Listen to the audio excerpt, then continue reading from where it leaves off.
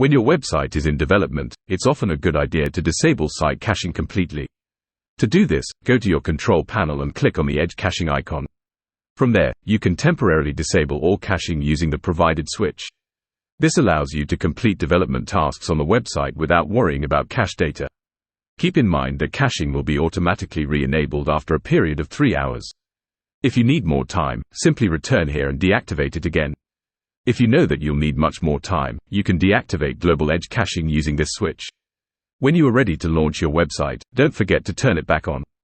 Additionally, if you need to flush the cache after an update, you can do so at the bottom of this page by clicking the Purge Everything button. Thank you for watching this video tutorial. If you need additional support, please open a support ticket at Host Maria Support Ticketing System. Please do not use emails and do not reply on email notifications, as we can't guarantee a timely answer on these. The fastest and most efficient way to get support is using Host Maria Ticketing System. Thank you.